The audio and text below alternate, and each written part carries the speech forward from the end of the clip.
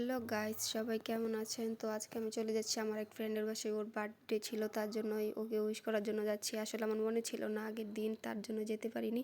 তারপরেও মেসেজ দিয়ে বলতেছে যে তুই আমাকে বার্থডে উইশ করলি না, একটা গিফট নিয়ে চলে যাচ্ছে। ওর জন্য জানি না ওর পছন্দ হবে কি না।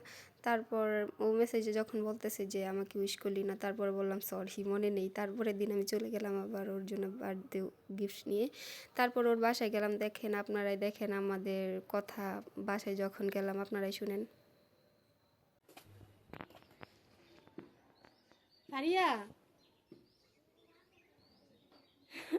কি করতেছস? আঙ্কেল আসসালামু আলাইকুম, ভালো আছেন?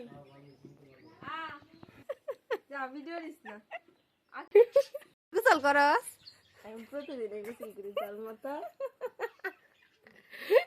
চেহারাটা দেয়া তুই যে গোসল করস। না। তারপরেই তো তার সাথে একটু মজা করে নিচ্ছি। তারপরে তাদের পাখিটাকে দেখলাম। এগুলা পাখি আমার কাছে অনেক ভালো লাগে। আসলে আমার পালার অনেক শখ, কিন্তু আমি অলস অনেক, তার জন্যই পালতে পারিনি। তারপর আস্তে আস্তে সব কিছু দেখলাম।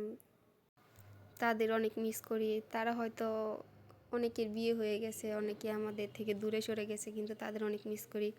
তারপর আন্টি, আমার ফ্রেন্ডের মা আবার আমাকে যে সময় যায় আমাকে না খাইয়ে দেয় না, তার জন্য আমাকে খাইয়ে দিল। আমি আবার চাইছিলাম যে না খেয়ে আসার জন্য, আন্টি আমাকে না খেয়ে দিবেই না। তারপরে খেয়ে আসলাম। আন্টি বলতেছে তুমি আসতে যদি জানতাম তাহলে আরও কিছু রান্না করতাম। তো আপনারা আপনারা ইগনোর করবেন ওদের বাড়িঘর, কারণ ওরা বাড়িঘর গুছাচ্ছে, তো তার জন্য একটু এলোমেলো।